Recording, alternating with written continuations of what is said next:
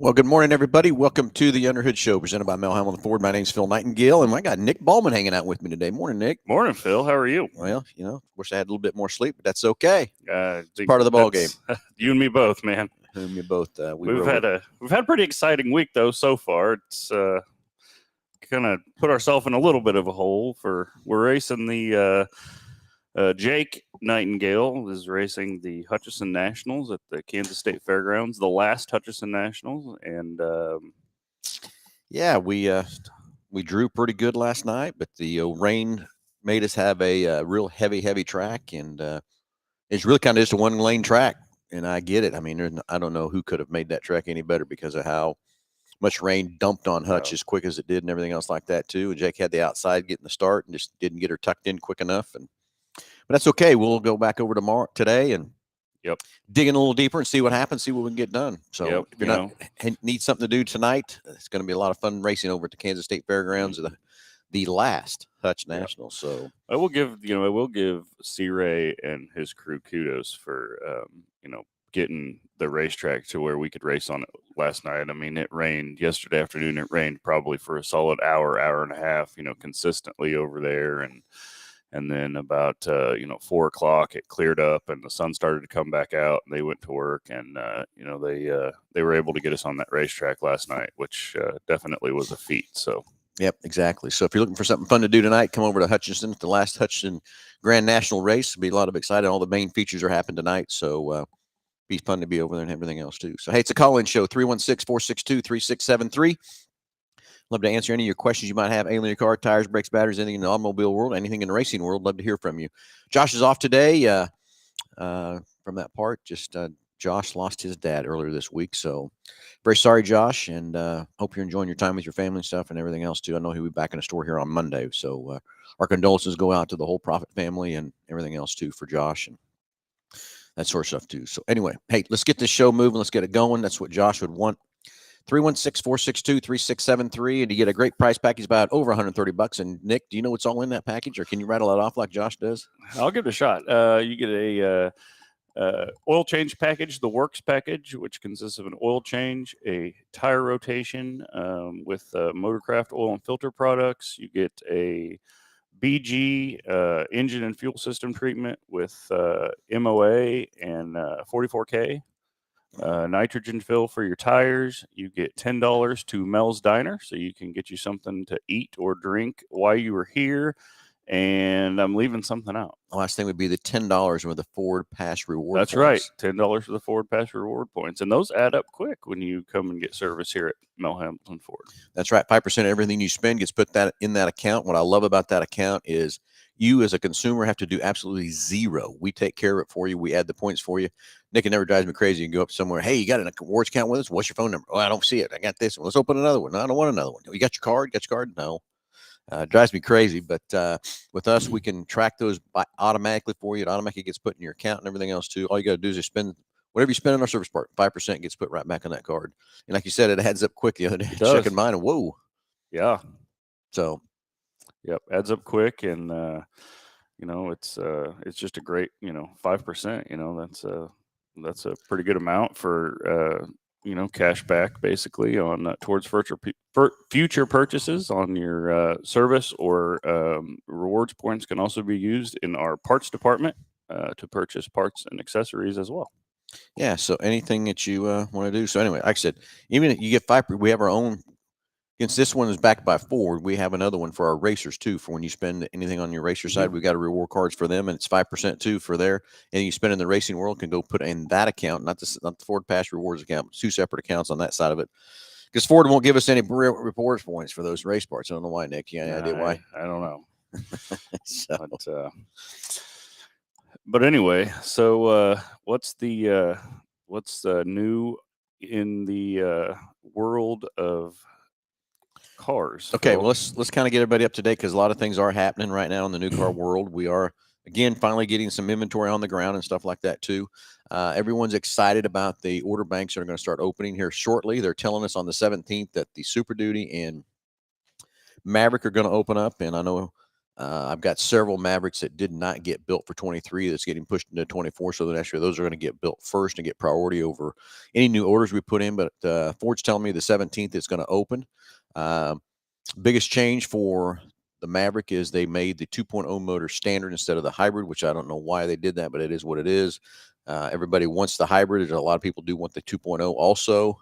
If it was me, I'd want the hybrid that part.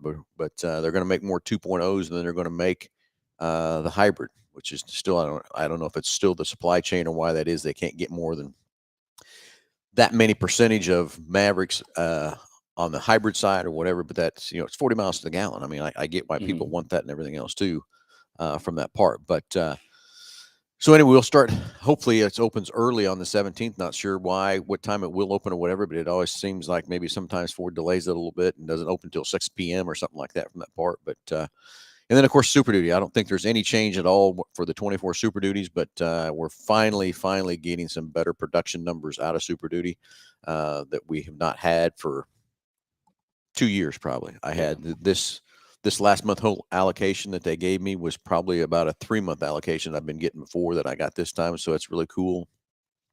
So I hope they've got that under control, but I do know they still are having a hard time building the high-end trucks from that part, and what my rep is telling me is they don't have the interior pieces to build all those high-end trucks like everybody's wanting from that part. They've got everything from a Lariat down, XLT and XL, but the high-end King Ranch Platinum and Limited, those interior packages is still, the suppliers cannot supply enough of those to build those trucks. Yeah, and if you have not seen or checked out the new 2023 Super Duty, you've got to come check it out. I mean, wow, what a truck. I mean, we have some demos here that are Lariats, and they've got the new high output 6.7 diesel in them. We use them for towing, and man, what a truck, Phil. Well, I know, and I agree with you 100%. Coming from out of the, we've been running 22 limiteds for limited style ever since we started doing those 450s in the parts. It's kind of funny. Last night in the pits over at Hutch, I seen this black 450 roll by, and it's a limited. I thought, I wonder if that's one of our old pull rigs, and it went right by me, and there was the Mel Hambelton sticker on the back of it. So I know it was one of our pull rigs over there in Hutch, pulling somebody's race rig around and stuff too. But I will tell you that the 23 Lariat, which is a step down, 2 steps down basically from limited, and I'm going to tell you that 23 truck outdoes the limited 22. Is crazy. I know. It's like, when you're in it, you're like, what more do you need? Yeah.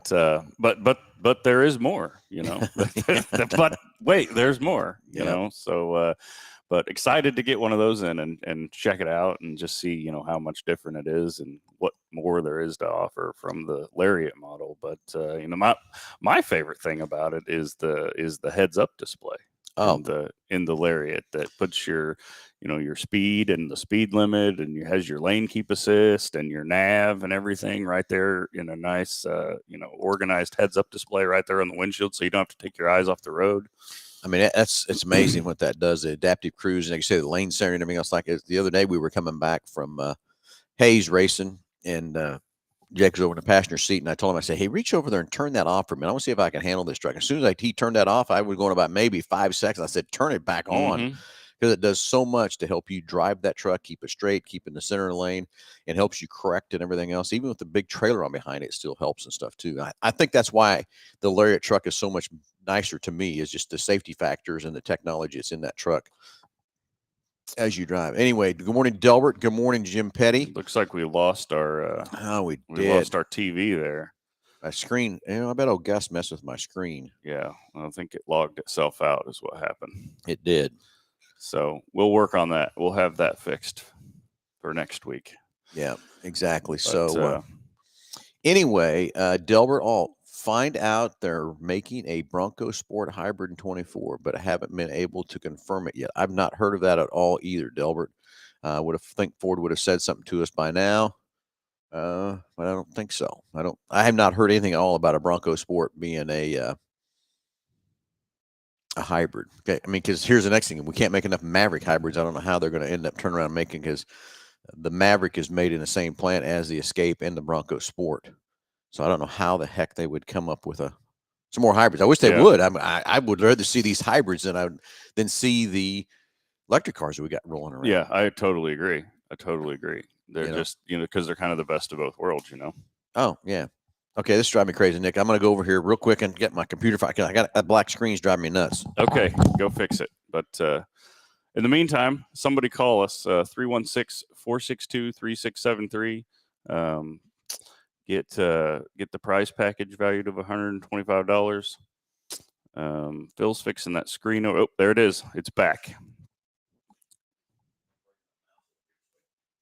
He's going to bring his mouse over here so that he can fix it if it goes down again. But okay, crisis averted. Yeah, Delbert, you good now, Delbert? Delbert probably lost his blood pressure when that happened.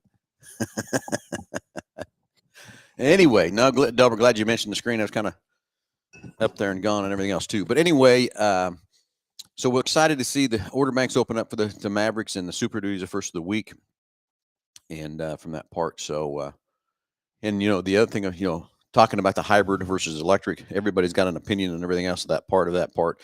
But I would still wish that we would be pushing more hybrids than electrics. And I'm telling you, I'm driving a hybrid truck right now, and if I had the normal 3.5, I'd probably get 15, 16 miles to the gallon. I'm in the low 20s with this hybrid. So it's a huge savings, a huge better mileage and everything else from that part. And the truck drives so much better, in my opinion. And you never know when you got to really pay attention when it does kick into electric, when it kicks out. Right. You don't know. It's so smooth know. and so accurate. It's crazy on how that works and stuff too. So, yeah. But anyway, I got in one the other day and I reached down and hit the button and nothing happened. It turned on, but the engine didn't start. And I was like, what's wrong with it? So I went and hit it again and it all shut back off. And then I figured it out. But. Well, okay. So now that's the next thing. I had my truck taken over to the detail shop to get washed, and they called me and said, hey, your truck won't move. I said, no, it's going. Just put it in reverse and see what happens. No, the engine's not running. Yeah, I know. And guess what? They let it sit there forever, and they let the battery run down. So I had to go over and jump it. Then they realized what was going on with that truck. And the other thing is with it, when you back up and put it in reverse, it's got a little beeper on it. And I mean, because it's that quiet, people don't hear you coming. Right. When it's in reverse or going forward. So when you're in reverse and you're backing up, it's got a little beeper sound there for everybody to know you're backing up, because it's most of the time when you're in reverse, it is an electric and it's backing up, getting using the electric motor to move you and everything else. But cool trucks, cool stuff, everything else. Like, hey, let's get the phones ringing. 316-462-3673. Love to hear from you. Anything ailing your car, tires, brakes, batteries, anything you don't understand about your car, or got a question about it, whatever. Love to answer your questions. Anything in the racing world, anything that's there. Got Nick here on the race side. He can answer any questions you might have there, or anything we might take care of, help you with the race side from that part. So anyway, Nick, I don't know, my brain's just rolling back to the Hutch Nationals, getting things kicked off. They got a great group of cars over there this weekend, and yeah, they really do. It's the last Grand National race for that part, and was talking to some of the people over there at the fair, and a lot of the issue is people are thinking it's the revenue and all that kind of, which it is, but the wall is having problems. Yeah, it's been there for a long time. I mean, that track dates all the way back to the 40s. Yeah. Sea Ray has had that race for over 40 years. And, back in the day, they would run the jalopies and the super modifieds and the simulates over there. And, but it goes back almost as far as racing itself, really. It's really, I was talking to Claudia Brewer yesterday, and it just, it's really hard. We were talking about how hard it is to think about that racing is going, to go away in Hutchinson, Kansas, because it has been a part of Hutchinson for so long, with the history of that race, and even going back to Hutchinson Raceway Park, and it was called Salt City Speedway before that. And it's just kind of the end of an era, in my opinion, a long era for racing. It is. And, we keep having these tracks, even the drag side of this, of tracks, closing and doing different things and stuff like that. But I don't know. There's still this need that everybody wants to race. Everybody likes to go watch, and, from that part. Yeah, absolutely. And, racing is really strong right now. There's a lot of racers out there. There are a lot of racetracks that that aren't surviving, that are closing for various reasons. But in this day and age, the business of running a weekly racetrack is, it's not a great business model. There's some racetracks out there, some of the bigger facilities like, the Knoxville Raceways and Huset's and Eagle Raceway and some of those like that have been there for so long and have, built such a following and, built such a brand, but, some of these smaller, small town racetracks and stuff, it's just, it's really difficult for them to stay afloat. And, it's just kind of sad to see, but, it's just the day and age that we live in now. But, racing as a whole, in my opinion, is still very strong, and there's still a lot of racers out there. And, so Yeah, I we'll think keep that, racing as long as we have a place to, and I think that a lot of that too, the racing side of that, Nick, is it is very hard to get a guy to show up every week at the track to race. It takes a lot of dedication, take a lot of time. Let me know, because I know, because Jake and I are trying to run twice a day.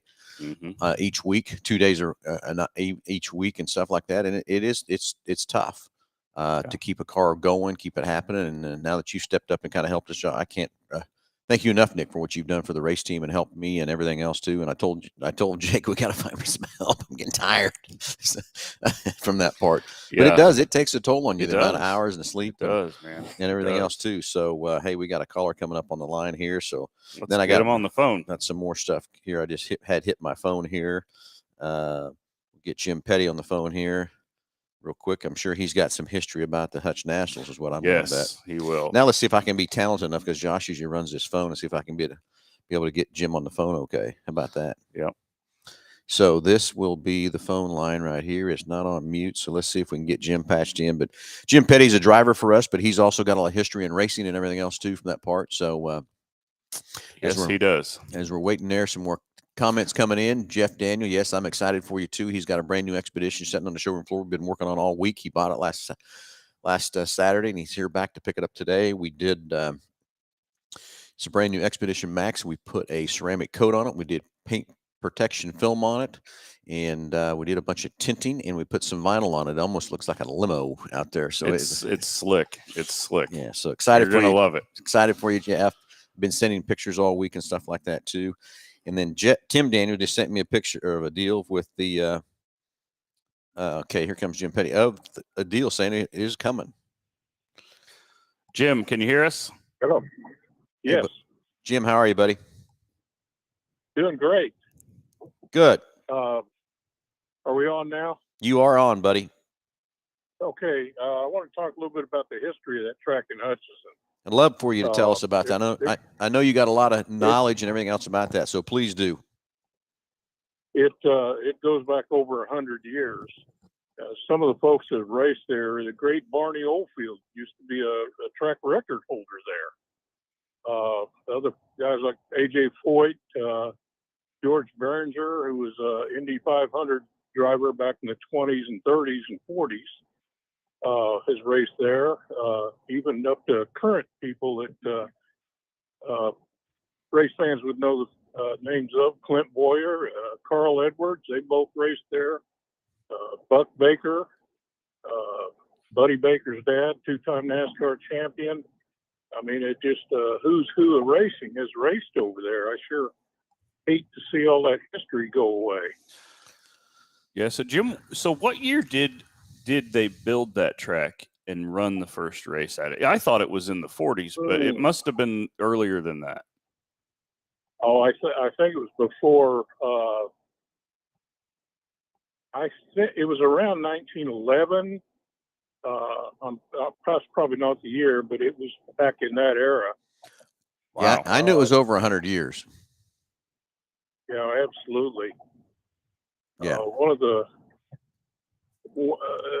longest race they've ever ran at that racetrack was 300 laps. And that was won by Jim Roper out of Halstead. And he's also the guy that won the very first NASCAR stock car race. Yep, that's right. He's from my hometown, Halstead. Halstead, yeah, Halstead. Yep. Is Jim still alive?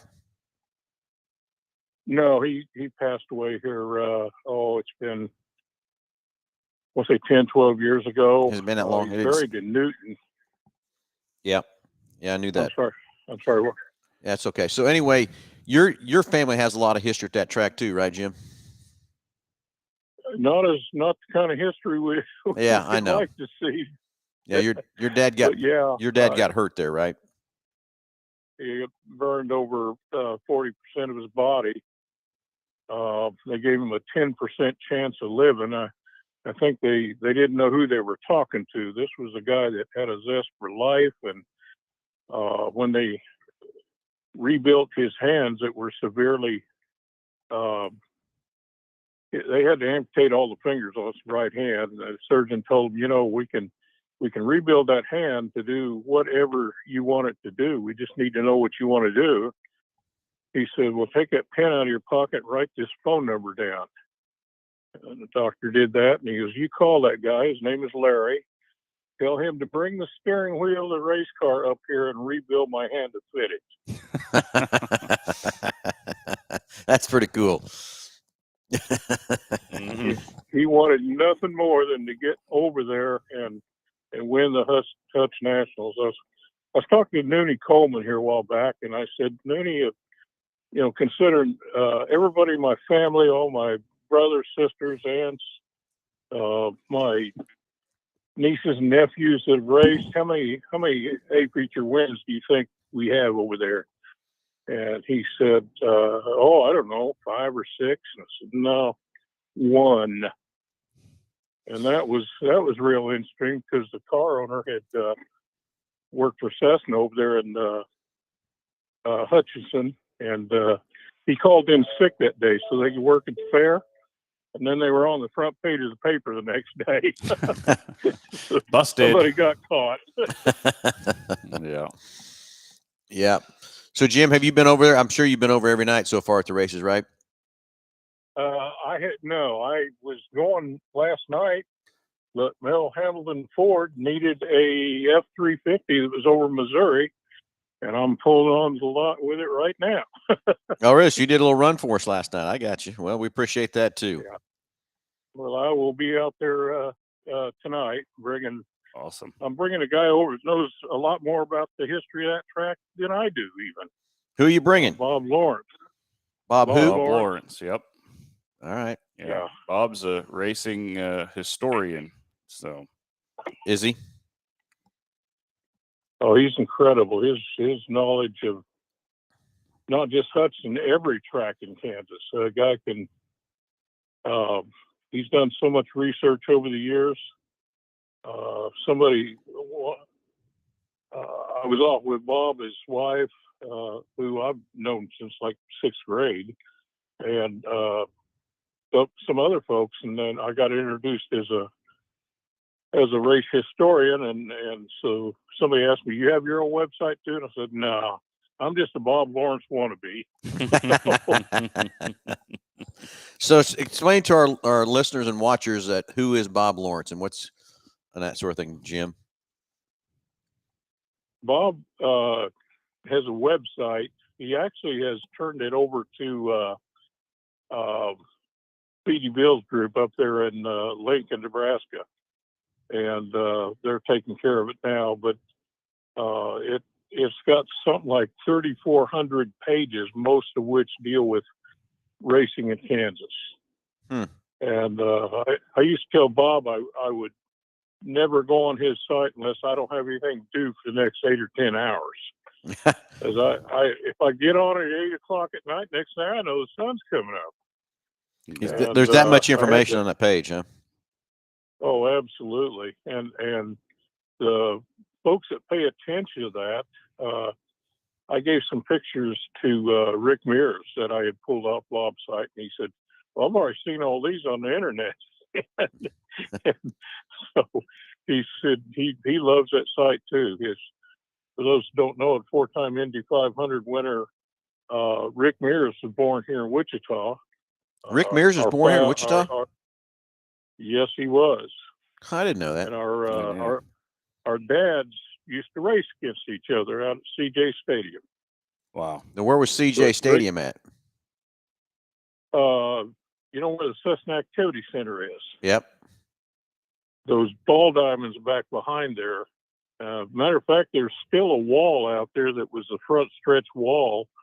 When they got ready to take it out, they took the chain onto it and it broke the tractor they were trying to pull it out with, so they left the wall. But we went out there about 10 years ago, and there's a plaque on that wall telling what it was. Oh, is there really? And, Okay. yeah. We had a lot of racers came together to pay for that. We had a ceremony, and at that time we could identify about 22 racers that were still alive that raced at CJ Stadium. I think we had 18 of them show up that day. Wow, that's cool. Really hoping to get Bill Mears, Rick's dad, here, but unfortunately Rick's mom passed away about 3 days before we had that dedication ceremony, so he wasn't able to make it. Yeah, I remember when I would go to the Indianapolis 500 and watch Rick Mears race. I think he won the year I was there. How many did he win? He won 4 Indies, didn't he? Yeah, he won in 89, 84, 88, and 91. Yeah, I knew he'd won 4 times. So I was probably there in the 88, I think, is when I was there when he won. Right in the yellow Pennzoil car. It would have been in 84. That would have been 84 then, huh? Okay. Yeah, he had Marlboro sponsoring by 88, and okay, yeah, that's probably right. 84 is probably the first time I went to the Indy. I went last year for the first time. That's an incredible place, isn't it? Oh, absolutely. I mean, I've been to the track many times, but the first Indy 500 I went to. Yeah. And there are more Kansas drivers that won the Indy 500 than any other state. No kidding. I had no idea that. Did you know I that? didn't know that either. Yeah. The other two that won there, Roger Ward won in 59 and 62. He was born in Beloit, and Lone Star JR was actually Johnny Rutherford, actually born in Coffeyville.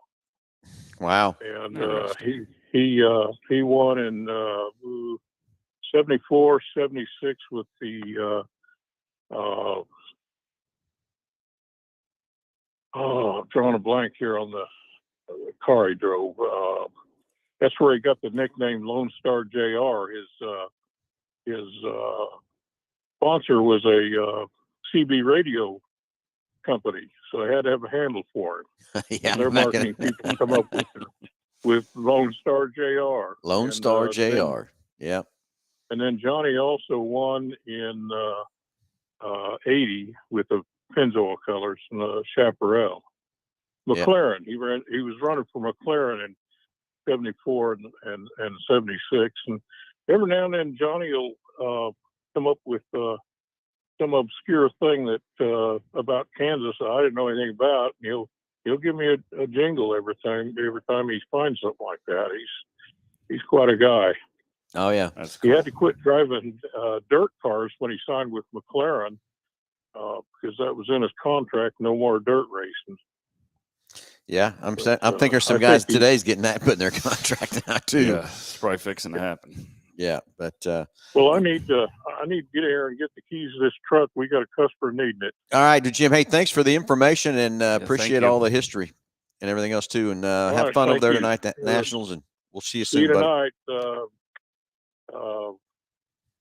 Haven't seen anything. How did Jake do last night? We drew really well, Jim, and it rained really hard. And so they did the best they could to pack that track in. It was a 1-groove track, and Jake had to start on the outside pole and just went a little too deep and got caught in the rut. Not in the rut, got caught in the mud and got past. And so we ended up finishing 5th. So we'll be in a B feature tonight. And we got a game plan ready to go. We'll just tune the old car up, put some new rubber on it. Well, Sunday night he was really fast. My brother said Wednesday night practice he was definitely the fastest modified out there. So you can get that horsepower to the ground, got a good shot at winning it. We'll get her to the ground tonight. Yep. All right. We'll talk to you later. See you tonight. See you, buddy. Yeah, there's a lot of. Oh, sorry. Go ahead. No, a lot of history there that Jim Petty's got, and from that part, it's always fun to sit down and talk to him. Sometimes we probably just ought to have him on the show and just start firing stuff off at him. But his family has and still racing today. They're racing a late model at the fairgrounds right now. His nephew is racing, isn't he? Is racing it. Yeah, Jeremy Petty. Yep, is out there and stuff too. So it's really cool, the history that Jim's got and all the knowledge he's got of everything there from that part. So. Racing history does run really deep around here. I mean, I think it runs really deep, everywhere. But that Bob Lawrence website that he was talking about. I mean, that really is huge, and there's a lot of content on it. And just I didn't know anything about the website. I knew about Bob Lawrence, but I didn't know anything about the website. And Jim's right. Like, if wait till you have some time to kill and then get on it, because it is definitely a wormhole that you can get sucked into. But it's so interesting, and just all of the different racetracks. There has been several dirt tracks here in the Wichita area, that have come and gone over the years, and one of them actually just used to be right here across the street. Well, about a mile down at 135th Street, on the other side of Kellogg and, CJ Stadium. And then there was actually another dirt track about a mile and a half, 2 miles north of 81 Speedway sits today. But yeah, there's just, a lot of racing history, around here and in Kansas. And it's really cool. Yeah, we'll have to get Jim on the show and go through some of that history and stuff like that. It's amazing the knowledge he's got and the memory he's got too. Like I said, something slipped his mind there and everything else too. And from that part. So yeah, it will. We got to dedicate a show just to him getting on here. We'll get him prepped up and everything else too. We can the other screen in here. We could pull the website up and all that kind of stuff from the other guy's stuff too, and everything else. But you're all right. There's a lot of racing history in this area, in this town, and I just hate it that the Hutch National, we can't keep that going and keep that happening, because that's a fun place to race and everything else too. But hey, it is what it is. There's other tracks to go racing, and then Nick, we talk about that too with our Hoosier side and all our race side and stuff like that too. That just keeps growing and growing because the interest is there. People love to race. People love to go, and it's a competitive world over there in Hutch. But you know what? When you talk about it, every time I leave the pit to go to either the grandstands or go to the concession stand or whatever, I guarantee you I see 5 to 10 people I wave at, say hi to or whatever, because everybody kind of just knows everybody what's going on over there, and it's just another big family of everything else that's happening. So if you need something to do tonight, you need to get over to Hutch Nationals. It's going to be fun, and this is the feature night, so a lot of great racing in all those classes. Everybody's very competitive from that part. I think we have 4 features tonight, plus some B features and stuff too. B features and stuff 4A features. So yeah, it'll be good. It'll be a very fun night. Should be a good crowd. I think the weather's going to be nice. Hopefully the racetrack will be a little bit drier tonight, but I'm afraid it will be too. But so we'll get her dialed in, and I've already been talking to the Mullins crew already what we're going to do to the car and stuff for tonight. So we'll see if we can put another tune up under that thing and go after it. And then for those you don't know, the car we're driving now is a brand new car. So yeah, we're working a few things out of it. And I tell you, Nick, I wish we would have went and raced it somewhere first before we took it over there, but you know what? We didn't have any time. We've been racing that IMCA car so hard. We didn't have time. I mean, it's hard just keeping one car racing every week, let alone you throw a second one into the mix, and it's like, it's a lot. But yep, exactly. We'll get her going, and maybe we'll I don't know. Maybe we'll race it again too after this weekend. Yeah. So. Well, anyway, 316-462-3673. Love to hear from you. Anything ailing your car, tires, brakes, batteries, anything in the racing world, anything in the automobile world. Love to hear your questions. So anyway, Tim Daniel sent me a deal here, a text that shows that the Bronco Nation site says there's a variant coming. And this is what drives me crazy. Us being a Ford dealer, why will Ford not communicate that to us first? If this is really true and that's what's coming, why do they not send that to us and let us know that that's coming before they put it on all these sites and everything else and everything from that part? Doesn't make any sense. As a general manager of Ford store, it drives me crazy from the communication side of that thing and everything else too. But if it's coming, hallelujah. I think it's a great idea and everything else too. My problem I've got with it, I can't get the hybrid Mavericks that I want. Mm-hmm. And so how are we going to build more hybrids if I can't get the Mavericks? Now we're going to put them into the Bronco Sport. I don't know. I don't get it. I don't get it. So anyway, God, I got texts coming in everywhere here too. I didn't realize that too. So anyway, Nick, what else in the racing world? Anything, any other stuff we can talk about real quick? Because if not, we're going to make this a short show. Well, if you missed it, the sprint car world, they raced for $1,002,023 to win on Thursday night at Eldora Speedway. First time in history a sprint car race has paid that much money.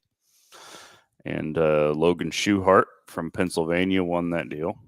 And talk about, you want to talk about, racers that are up and coming, and I know you don't really follow a lot of sprint car racing, Phil, but you know, you know why I probably don't. Time. Yeah, exactly. Time. But I've always kind of been a sprint car fan. But Bobby Allen, who was a big time sprint car racer, back in the day, racing with the Kinsers and the Swindells and Doug Wolfgang and the likes of all those guys. His son and Logan, I believe, is his nephew. About 10 years ago, they were kind of running a somewhat low budget team, kind of racing locally there around PA. 410 sprint car racing is really big out there, out there in Pennsylvania. And they got a little bit of help and got a little bit of funding, and not nearly enough, but put Jacob Allen and Logan Schuchart full time on the road with the World of Outlaws. And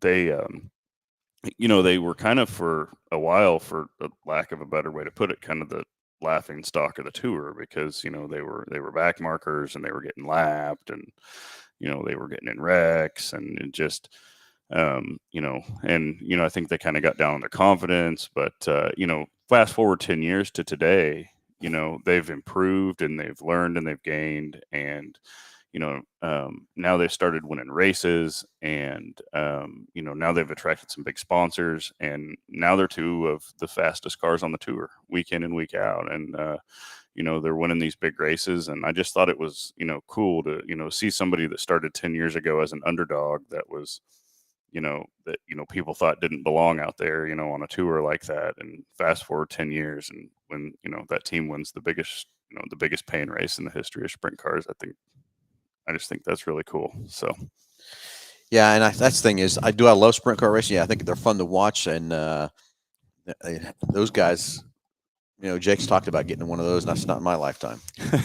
Not in my lifetime. I mean, those cars can go really well, and the next second they're in a fence, and you can just think of my memories of several people have been hurt pretty bad with those cars, and also killed in those cars and stuff like that too. When we first put Jake in that modified, Mary was always scared to death about him being in that car. And like I told her, I said, with him in them seat belts, in the seat, in the helmet, and the Hans, he is safer in that race car than he is in his Mustang driving down the road. Totally. From that part. Yeah. With everything that's in there from that standpoint of that car, of making him safe and everything else too. So that's why I don't mind the modified at all, because I know if he does get hit, it's going to be, he could get hit at 60 mile an hour in that modified. It's like a 20 mile an hour hit in that Mustang. Yeah. From that part. So the safety side of that thing and everything else too, but from that part. But so that's where the sprint car side of that is so fun to watch and everything else like that too, and so cool.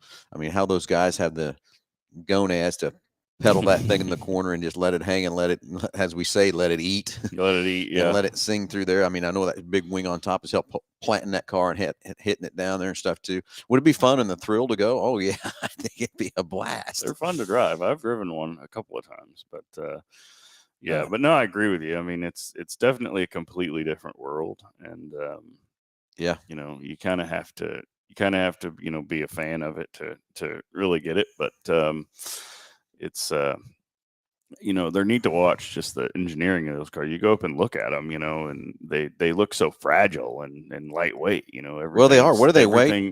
1450 with the driver with 1,000 horsepower basically in the 410 division now. And yeah, it's just incredible, how those cars have advanced into what they are today. But a greater power to weight ratio than a than any race car on the planet, except for, maybe a top fuel dragster or funny car or something. But yeah, it's crazy. But yeah, and it's and it's 410. What we're meaning, that's 410 cubic inches, and the average small block is based on a 350 cubic inch, but that 410 horsepower motor is 410 cubic inch motor is putting out about 900 horse. Yeah, about 900 plus, between 900 and 1,000. Think about that. That's almost a horsepower per pound ratio, for about 1.5 from that part. And strap yourself in there with that drive shaft and rear end right behind you, and the drive shaft running between your legs. The fuel pump right under the steering wheel. Yeah, crazy. Yeah. From that part, from those things. So, but they're fun to watch. Let me tell you, they are fun to watch. But super late model racing, is another thing that's a lot of fun to watch. Like World of Outlaw late models, the Lucas Oil late models. We've got a race coming up here in our Hoosier territory a week from Monday, after the cars all get done at the Silver Dollar Nationals, which is going to be held at Houston Speedway this year. It was at I-80, which was in our territory, but I-80 closed this year, and they moved it to Houston's, unfortunately. But the XR Series is putting on a race a week from Monday in Norfolk, Nebraska. That's going to pay $100,000 to win. And so we're hoping to be able to see about 50 or 60 of those really good cars there. So that should be a lot of fun to watch too. Okay. Got another caller coming in. We got Evan getting patched in here a second. We'll see what's on Evan's mind, what he'd like to talk about, or questions, or whatever you might have from that part. So we'll get Evan patched in here real quick. And 316-462-3673. Anything ailing your car, tires, brakes, batteries. Got a few minutes left here to take some more calls. Love to hear from you. Anything whatsoever from that part in the automobile world. So, we'll get Evan patched in here and see what he's got on his mind and everything else too. Will be fun to see what's on his mind. We'll see here. And here comes Evan. You're live with Under the Hood. Go ahead. Hey, fellas, how's it going? Good. How are you? I'm doing pretty well today. Hey, I just had a question. I bought a new Maverick about a month and a half ago, and I've got 42,000 Ford points burning a hole in my pocket. I didn't know if you guys had maybe some advice or some input on how I should get those spent. Yeah, absolutely. The award points that you got when you purchased your Maverick, right? Right. Yeah. You got enough in there, Evan, to how Ford kind of looks at those points. What they kind of divide that up is to give you your first 3 oil changes free, is what that's kind of calculating into those amount of points that they gave you. But again, you can use that for any accessory or anything on the Maverick, and there is a lot of accessories you can buy for the Maverick to dress it up and make it your own, from floor mats to bed liners to bed covers to different wheels, different. That's kind of what I was. Yeah. Yep. It's $210 is what it's worth. Yeah. I've got the XL, so I don't have keyless entry on the outside, or not keyless, but the push entry with the pad on it. So that was one I was looking at. And then also, like you said, the all-weather floor mats and a soft roll of tonneau cover. I didn't know, as a new truck owner, kind of which one of those would be maybe advisable, or what you guys kind of put some input on it. Well, let me ask you this. Okay, is the Maverick, I'm sure, just a daily driver? Yeah, just driving it to work and stuff. Yeah. First thing that you put in your mind is those all-weather floor mats. We sell a ton of those all-weather floor mats just to protect the carpet and everything in there. They're easy to take out and clean and wash and everything else too. So that's one thing. Another thing to help protect that thing, we sell a lot of the mud guards to help protect the rocks and stuff down the sides and stuff too. The bed covers, that's another thing that is super popular with those trucks. And then putting a bed cover on the truck, even, it will help you a little bit with fuel economy to keep the air moving over the sides. Nick, is there anything else you can see the guys or people coming in buying on the Mavericks that from those? Yeah, I mean, really, Phil kind of touched on it. Definitely the all-weather floor mats. Ford's all-weather floor mats are very nice, that because they fit perfectly inside the vehicle, and unlike some of the aftermarket brands, they're not as perfect, or they're a little chunky or whatever, but Ford's are really nice. But yeah, definitely, I mean, for your Maverick, I mean, definitely a bed cover. The beds aren't real big on those, so you're probably, going to want to haul smaller stuff in the back anyway, and you can keep it secure and dry and everything under a nice bed cover. But yeah, come see us in our parts department, or reach out to me personally, and we'll get you taken care of on anything you want to get for that Maverick. So.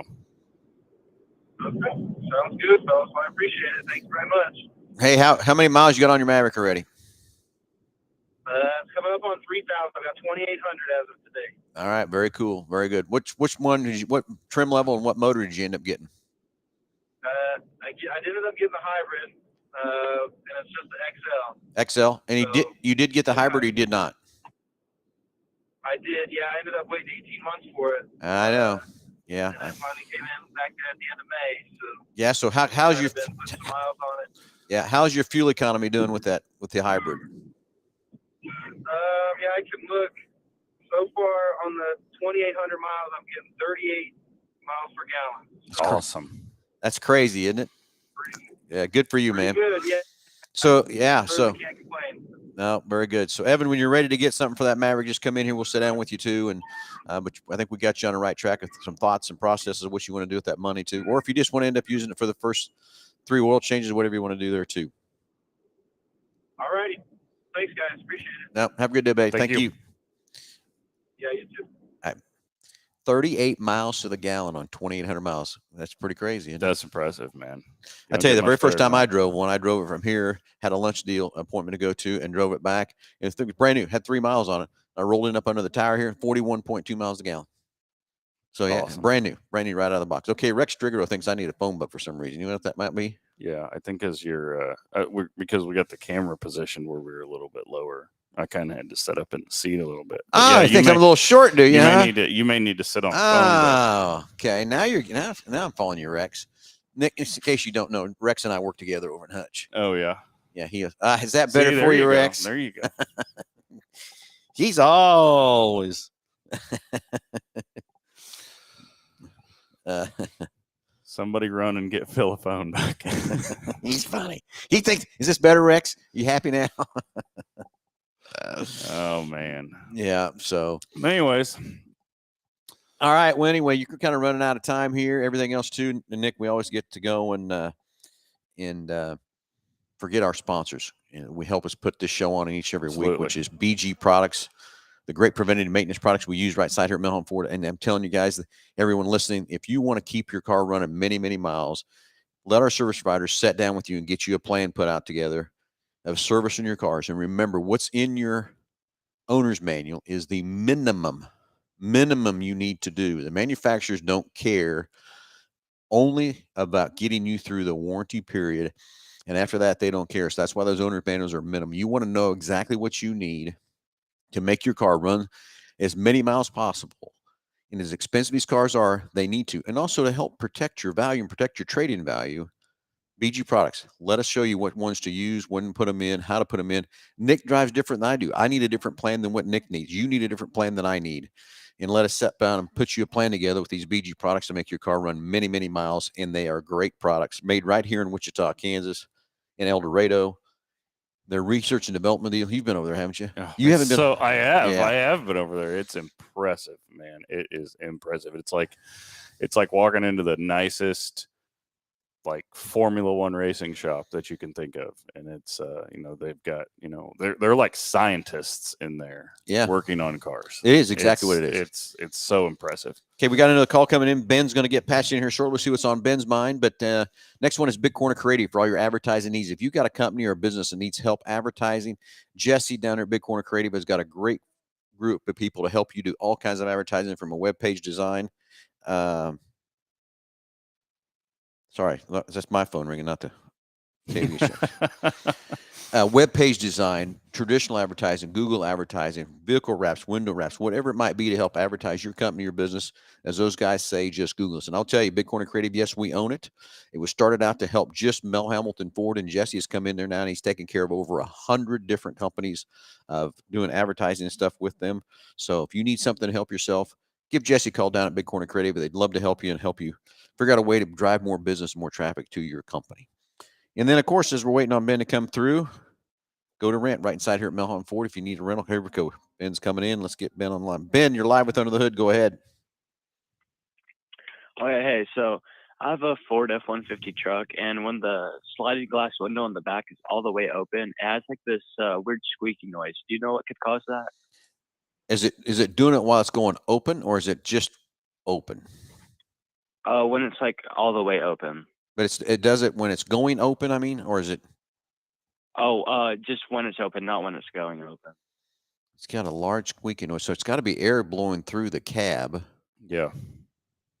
But the window, when it slides back and forth, it doesn't make a noise or anything? No. No, but Yeah. So some type of air when it goes Has through to be there going is kind through.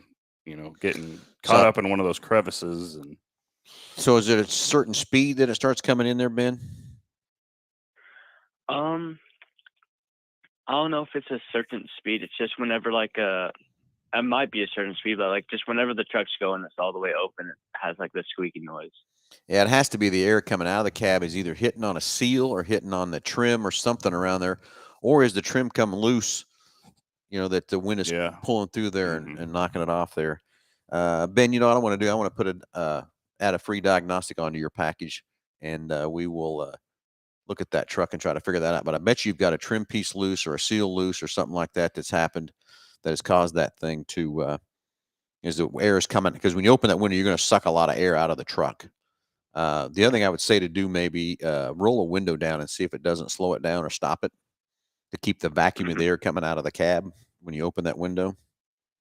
All right. But I think you've got a piece of trim, or you got a seal or molding or something loose around that. But the noise is coming back there by the rear sliding window, right? Mm-hmm. Yeah, you've got something loose back there that's, when you open that up, it's just sucking the air out of the cab. But roll the window down and see if that doesn't change it or not. But I'm going to add that diagnostic on your package that we'll mail out to you, Ben. Let's get that truck in here and let's see if we can figure out exactly what's happening. Okay. All right. Thank you. Thanks, Ben. Yep. Thanks. But I don't know. That's got to be the air just sucking out of there and doing something there. It's crazy when you don't, sometimes if you don't adjust, you can't just roll down one window sometimes and drive down the highway, because it'll, like you said, screw up the vacuum. And yeah. Okay, Nick, we lost our back screen again. I wasn't keeping my mouse very active as I was supposed to. Yeah, well, from that part. Rex thinks it's a rear U joint. Well, I guess you could be. I didn't think about that. Something. Hear something that you don't hear until that window's open. Exactly. So it'll be interesting. We find out on Ben's truck exactly what's going on there from that part. So anyway, you know what, Nick? It's time to go. We got to get a race car ready to go. We got to get some parts sold. We got things happening. Everybody, hey, thanks for watching. Thanks for listening. Thanks for all the great calls today. And everybody be safe out there. If you need something to do tonight, tonight's the night to get to the Hutch Nationals. It's the last one for ever. The track's going away. Hate to hear it and everything else like that too. They'll be signing autographs at 5 o'clock. 5 o'clock, whatever. You're funny. You're funny. Funny. But again, everybody, hey, have a great Saturday. Stay cool. Stay out of the heat. Not stay out of the heat, but drink lots of fluids. Stay safe. Everything else too.